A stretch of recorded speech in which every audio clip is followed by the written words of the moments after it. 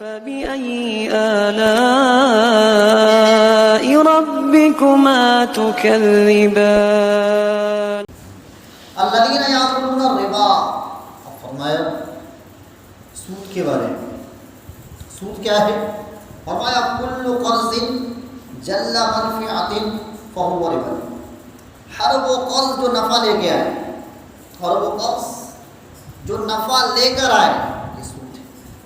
مثال کے طور پہ آپ نے کسی کو دیے 100 روپے اور اس سے آپ نے یہ کہا کہ صاحب یہ 100 روپے میں آپ کو دے رہا ہوں لیکن میں اس کے بدلے 110 روپے دوں.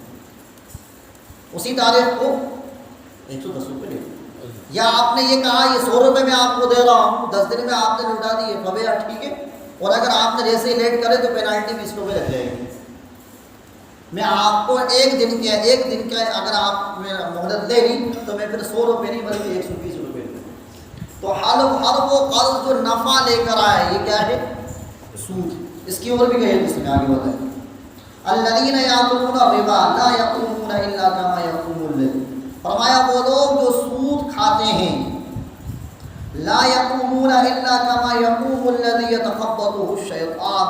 فرمایا یہ لوگ اپنی قبروں سے ایسے اٹھیں گے جس طریقے سے وہ انسان ہوتا ہے جس کو شیطان جن نے پاگل اور دیوانہ کر دیا. کسی کے اوپر جنات کا اثر اور وہ اثر اس کو بالکل پاگل اور مدہوش کر دے، اس کے اندر صحیح غلط کی تمیز نہ ہو، ادھر سے ادھر گر جائے، بالکل دماغی توازن خراب ہو گیا. یتخبطہ الشیطان من المس. فرمایا شیطان نے اس کو چھو لیا اور اس کی وجہ سے وہ دیوانہ اور مجنون ہو گیا. بالکل ایسے پاگلوں کی طرح بدحواس اٹھیں گے یہ لوگ اپنے قبروں سے جو سود کھاتے ہیں. اور اللہ کے نبی نے فرمایا جو سود خور ہیں، جیسے اس زمانے کے اندر ایک پولیس والا ہے اس کی کوئی علامت ہے، دوسری سیکورٹی والا ہے اس کی ایک علامت ہے، ریلوے پولیس والا ہے اس کی الگ ڈریس ہے، ملٹری والا ہے اس کی الگ ڈریس ہے، سب کی الگ الگ ڈریس ہے، الگ الگ پہچان ہے. اسکول کے اندر دورہ ماسم نہیں سمجھ سکتے ہیں، اسکول کی الگ ڈریس. تو فرمایا اللہ کے نبی نے کہ جو شخص سود خور ہے، سود کا لینے والا، 4 لوگوں پر آکلہ وموکلہ وشاہدہ وکاتبہ. فرمایا کھانے والا، کھلوانے والا، لکھنے والا، گواہ بننے والا، سب پہ اللہ کے نبی کی لعنت ہے. ظاہر ہے جب اللہ کے نبی کی لعنت ہے تو اللہ کی بھی لعنت ہے. لعنت مطلب کیا؟ اللہ کے نبی نے فرمایا کہ یہ لوگ اللہ کی رحمت سے دور ہیں، یہ مطلب ہے لعنت. سوچے تو صحیح، اللہ کے نبی کسی کے بارے میں یہ فرما دے تو کتنی سخت وعید ہوگی. تو فرمایا اللہ کے نبی نے ان کی علامت یہ ہوگی جو سود خور ہوں گے قیامت کے دن کہ ان کے پیٹ اس طریقے سے ہوں گے کہ ان کے پیٹوں کے اندر سانپ اور بچھو بھرے ہوئے ہوں گے اور ٹرانسپیرنٹ ہوں گے، باہر ہی سے نظر آ رہے ہوں گے، کلیئر نظر آ رہے ہوں گے اور وہ اندر ہی اندر ان کو ڈس رہے ہوں گے. اس لیے کسی پیٹ کے ذریعے اس نے سود استعمال کرا، کھایا، اس کو استعمال کیا. تو یہ تو ایک غسیل الملائکہ حضرت عبداللہ ابن حنظلہ رضی اللہ عنہ. غسیل الملائکہ یہ صحابہ کا لقب ہے جن کو غسل دیا ملائکہ نے. کس نے؟ فرشتوں نے. کوئی آپ سے پوچھے غسیل الملائکہ کون ہے تو عبداللہ ابن حنظلہ رضی اللہ عنہ کا واقعہ ہے. فرشتوں نے ان کو باقاعدہ غسل دیا تھا جب یہ میدان جنگ میں شہید ہوئے تھے، کیونکہ یہ اپنی نئی شادی اس وقت اٹھ کے آئے اور جنگ میں چلے گئے. سمجھا؟ غسل کرنا تھا لیکن غسل کی نوبت، غسل بھی نہیں کیا، ایسے ہی جنگ میں چلے گئے اور اسی حالت کے اندر شہید ہو گئے. اللہ کے نبی نے فرمایا کہ غسل دیا فرشتوں نے، تو یہاں تک کہ پانی ٹپک رہا تھا آپ کی جسم پہ سے جب اٹھایا گیا. تو یہ فرماتے ہیں حضرت عبداللہ ابن حنظلہ رضی اللہ عنہ کہ جس شخص نے سود کا 1 درہم بھی استعمال کیا، فرمایا میں نے اللہ کے نبی سے سنا گویا ایسا ہے جیسا کہ 36 مرتبہ اپنی ماں سے زنا. اس سے بڑی سخت وعید کیا ہو.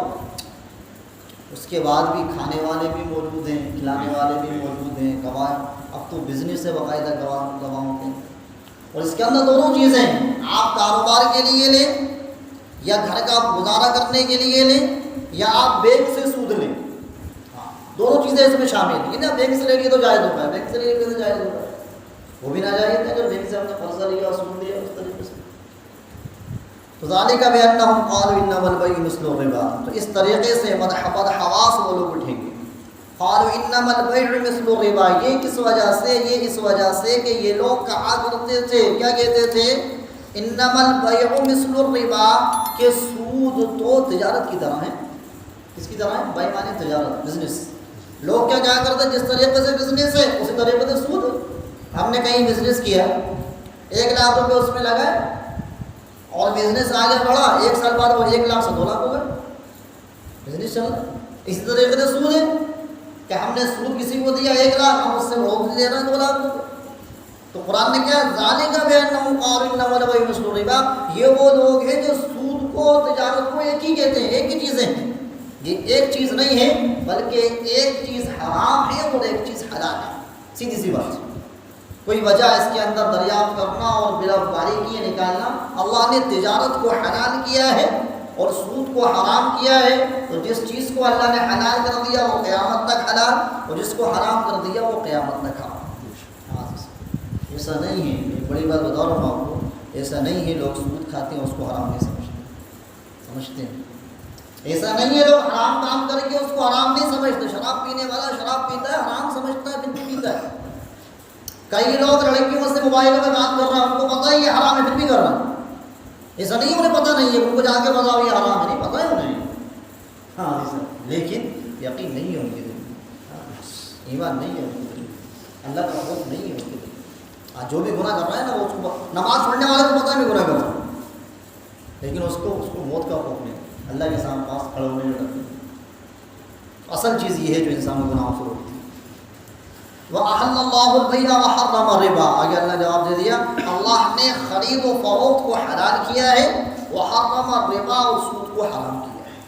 فَمَنْ جَاءَهُ مَوْعِظَةٌ مِّن رَّبِّهِ فَانتَهَىٰ. فرمایا جس کے پاس اللہ کی یہ نصیحت آ گئی، یعنی سود حرام اور بیع خرید و فروخت حلال، سود سے بچ جاؤ. فمن جاء موعظۃ، جس کے پاس یہ نصیحت پہنچ گئی، پتہ چل گیا قرآن کی آیت نازل ہو گئی، فانتہا فلہ ما سلف، تو وہ اس سے اگر رک گیا، فلہ ما سلف، تو اس سے پہلے جو اس نے سود لیا وہ اس کے لیے معاف.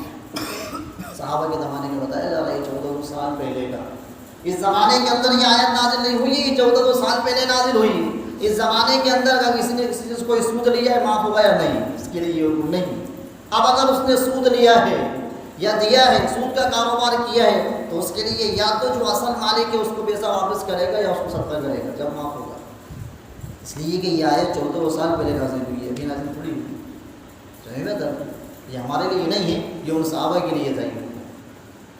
ہم نے ہمارے لیے تو وہ 2 چیزیں جو میں نہیں بتایا. وَأَمْرُهُ إِلَى اللَّهِ، اس کا معاملہ اللہ کے حوالے، اللہ معاف کر. وَمَنْ عَادَى، اور اللہ کا حکم آنے کے بعد جس نے حد سے تجاوز کیا، فَأُولَٰئِكَ أَصْحَابُ النَّارِ، یعنی اس کے بعد بھی اگر سود کے کاروبار کو نہیں چھوڑا تو وہ جہنمی ہے. ہم فیہا خالدون، وہ جہنم میں وہ ہمیشہ ہمیشہ پڑا رہے. یمحق اللہ الربا ویربی الصدقات، ظاہری طور پہ ایسا لگتا ہے کہ آدمی مال جب اللہ کے لیے دیتا ہے تو مال کم ہوتا ہے، تو اس کا جواب دیا یمحق اللہ الربا، اللہ تعالیٰ سود کو برباد کر دیتا ہے، ویربی الصدقات، اور صدقے کو بڑھاتا چلا جاتا ہے. واللہ لا یحب کل کفار اثیم، فرمایا اللہ تعالیٰ پسند نہیں کرتا ہر ناشکر گنہگار. کفار ناشکرہ، اثیم گنہگار، جو اللہ کا نافرمان ہے، اللہ اسے پسند نہیں کرتا. ان الذین آمنوا وعملوا الصالحات، فرمایا وہ لوگ جو ایمان لائے، وعملوا الصالحات، اور اپنے اعمال کو سنت کے مطابق کیا، اچھے عمل کی، واقاموا الصلاۃ، نمازیں قائم کی، وآتوا الزکاۃ، زکوٰۃ ادا کی، لہم اجرہم عند ربہم، فرمایا ان کے لیے ان کے رب کے نزدیک اجر. ولا خوف علیہم ولا هم یحزنون، فرمایا نہ ان کو کوئی خوف ہوگا نہ ان کو کوئی غم پہنچے گا. یا ایھا الذین آمنوا اتقوا اللہ، اے ایمان والو اللہ سے ڈرو. وذروا ما بقی من الربا، اور فرمایا جو سود تمہارے اوپر ہے اس کو چھوڑ دو. صحابہ سے یہ ہے، جب صحابہ کے سامنے یہ آیت نازل ہوئی تو پرانا سے پرانا سود، حضرت عبداللہ ابن عباس رضی اللہ عنہ پہ کئی سالوں سے سود چڑھا، ہم سب چھوڑ دیے، سب معاف کر دیا اللہ کے لیے. جب یہ آیت کریمہ نازل ہوئی، ان کنتم مومنین، تو جو تمہارا سود ہے اس کو چھوڑ دو، اصل لے لو. ان کنتم مومنین، اگر تم ایمان کرو. فَإِن لَمْ تَفْعَلُوا فَأْذَنُوا بِحَرْبٍ مِّنَ اللَّهِ. آپ سوچے تو صحیح، نماز چھوڑنے پر، زکوٰۃ نہ دینے پر، جتنی بھی اللہ کی نافرمانیاں ہیں، میں نے اور کیا اس بات پہ کسی بھی نافرمانی پہ اتنی سخت وعید اللہ نے نازل نہیں کی جتنا سود کے تعلق سے. سنیں کیا وعید ہے؟ فَإِن لَّمْ تَفْعَلُوا، فرمایا اس کے بعد بھی اگر تم باز نہیں آئے، فَأْذَنُوا بِحَرْبٍ مِّنَ اللَّهِ وَرَسُولِهِ، تو اللہ اور اس کے رسول سے جنگ کے لیے تیار ہو جاؤ. جنگ کی تیاری کر لو اللہ اور اس کے رسول سے. اگر اب بھی باز نہیں آ رہا ہے، سارے شرعی احکام تمہارے سامنے کھول کے رکھ دیے گئے. قرآن میں ایک لفظ یہ ملا جس کے ایک گناہ یہ ملا جس کے اوپر اللہ نے جنگ کا اعلان کیا کہ جنگ کی تیاری کر لے. اور حدیث پاک کے اندر ایک لفظ ملا، من عاد لی ولیا فقد آذنتہ بالحرب. فرمایا جو حدیث میں یہ ایک لفظ آیا ہے، اس کے علاوہ کوئی ایسا لفظ نہیں ہے کہ اللہ نے جنگ کا اعلان کیا. فرمایا جو شخص میرے کسی ولی سے دشمنی رکھے گا وہ میرے خلاف اعلان جنگ کر رہا ہے. شخص میرے ولی سے دشمنی کر رہا ہے، من عاد لی ولیا فقد آذنتہ بالحرب، تو وہ میرے خلاف جنگ کا اعلان کر رہا ہے، میں جنگ کروں گا. اس قسم کی کیا مراد ہوتی ہے اس قسم کی حدیثوں سے؟ یعنی اللہ کی سخت ناراضگی ہے اسی کو. اللہ سے کون جنگ کرے گا؟ اللہ تو ساری طاقتوں کا مالک. فرمایا فَإِن لَّمْ تَفْعَلُوا، اگر اب بھی باز نہیں آئے، فَأْذَنُوا بِحَرْبٍ مِّنَ اللَّهِ وَرَسُولِهِ، تو اللہ اور اس کے رسول سے جنگ کی تیاری کرو. وَإِن تُبْتُمْ فَلَكُمْ رُءُوسُ أَمْوَالِكُمْ، اور اگر تم نے توبہ کر لی، فَلَكُمْ رُءُوسُ أَمْوَالِكُمْ، تو تمہارے اصل مال جو ہے اس کو تم دے. اصل مال کسی قرضہ دیا تھا آپ نے، اصل مال لے تو سود مت لو، سود کا واپس کرو.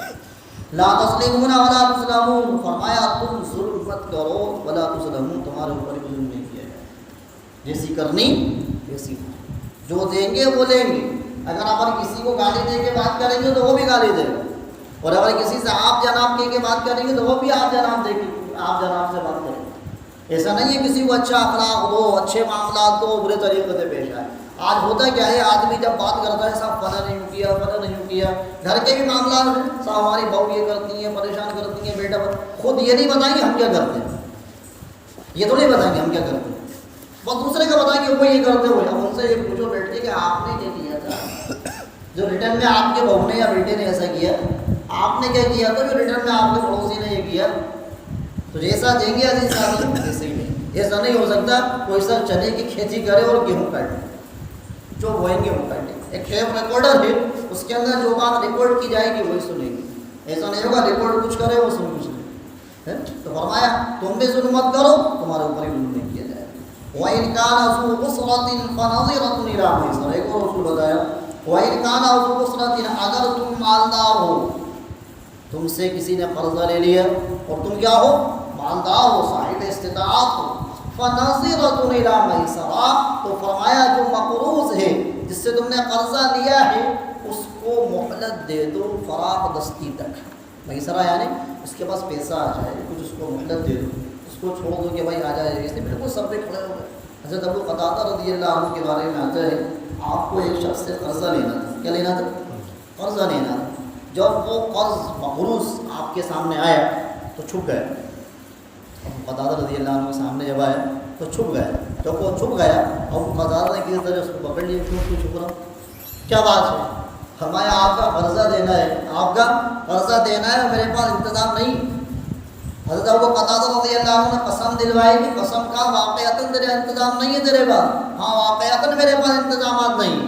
حضرت ابو قتادہ کے پاس جو لکھت میں لکھا تھا اتنا اس کا قرضہ لینا ہے، وہ لکھت منگوائی اور اس کے حوالے کر دی کہ لے یہ اپنے پاس رکھ، اب جو ہے مجھے تجھ سے کچھ نہیں لینا، مجھے کچھ نہیں چاہیے. کیوں نہیں چاہیے؟ پھر آپ نے ایک حدیث بیان فرمائی. ایک عمل میں صحابہ کے سامنے حدیثیں موجود ہوتی تھی. فرمایا اس وجہ سے کہ میرے آقا نے فرمایا تھا کہ جو شخص کسی سے قرضہ لے پھر وہ اس کو دے نہیں سکتا، تو جو جس سے قرضہ لیا ہے اگر وہ اس کو معاف کر دے تو اللہ تعالیٰ قیامت کی سختی ہے تو اس کو محفوظ کر دیں گے، میں نے تجھے معاف کر دیا. قیامت کی جو سختیاں ہیں اللہ اس سے جو ہے اس کو بالکل معمول کر دیں گے، محفوظ کر دیں گے. اگر معاف کر دیا اس نے، میں نے تجھے معاف کر دیا. یہ حدیث میرے سامنے، یہ صحابہ کیا مانتے ہیں. فناظرہ تو اس کے بارے میں ایک صحابہ فرماتے ہیں کہ بنی اسرائیل کے اندر ایک شخص تھا، فرشتوں نے جب اس کی روح قبض کی تو اس سے ایک سوال کیا کہ بتا تیرا کوئی نیک عمل ہے؟ اس نے کہا نہیں میرا تو کچھ نیک عمل نہیں۔ پھر بتا کوئی نیک عمل ہو تو بتا، کوئی تو ہوگا۔ کہا ہاں میرا ایک نیک عمل ہے، میں تجارت کیا کرتا تھا، بزنس کیا کرتا تھا۔ اس کے اندر میں ایک خیال یہ رکھتا تھا کہ جو لوگ میرے ساتھ بزنس کرتے تھے، جو مزدور تھے میرے یہاں کام کرتے تھے، میں نے ان سے کہہ رہا تھا کہ دیکھو جس کو ہم نے قرضہ دے رکھا ہے اگر وہ مہلت مانگے اس کو مہلت دے دینا، اور اگر یہ دیکھو کہ وہ دے ہی نہیں سکتا تو معاف کر دینا۔ دے ہی نہیں سکتا، میں نے یہ اعلان کر رکھا تھا اپنی کمپنی کو، تو معاف کر دینا۔ فرمایا جیسے تو نے ان سے درگزر کیا ویسے اللہ نے آج تجھ سے درگزر کیا، جیسے تو ان کو معاف کر دیتا تھا ویسے اللہ نے ایک نیکی کی وجہ سے اس کی مغفرت کر دی ہے۔ کیسا اونچا عمل۔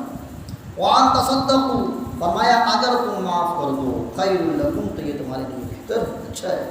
یا تو اس کو مہلت دے دو الی میسرہ، فراغ دستی تک پیسہ آ جائے لے لینا۔ وان تصدقوا خیر لکم ان کنتم تعلمون، دوسری جگہ فرمایا قرض دار سے یہ فرما دیا۔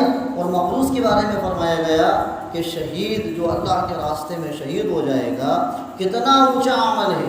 فرمایا شہید کو تو غسل بھی نہیں دیا جاتا، شہید کو جو اس کے کپڑے ہیں جو واقعتاً اللہ کے راستے میں شہید ہو جائے جنگ کے اندر، اس کو ایسے کیسے دفن کر دیا جاتا ہے، ڈائریکٹ جنت ہے اس کی، اور کل ایسے ہی اٹھے گا وہ وہاں سے۔ اس کے بعد فرمایا اللہ کے نبی نے کہ شہید کا بھی ہر گناہ معاف ہے سوائے قرض کے، قرضہ اس کا بھی معاف ہے۔ آدمی ڈرتا نہیں اس بارے میں سوچتا نہیں، ہاں یا تو اس سے مل کے معاف کروا لے کہ بھائی نہیں دے سکتا معاف کر، وہ کہتے معاف کر دیا، ہاں آدمی کیا سوچتا بہت دن تک نہیں دے معاف کر دیا، وہ خود ہی انداز لگا لیتے معاف کر دیا، بس بہت دن سے مانگا نہیں، ایسا نہیں، انہوں نے معاف نہیں کیا تو کیسے معاف ہوا؟ یا انتظام نیت دل کے اندر یہ رکھے کہ دینا ہے، کوششیں کرتا رہے، اس حال کے اندر اگر موت آ گئی تو یہ بعید نہیں ہے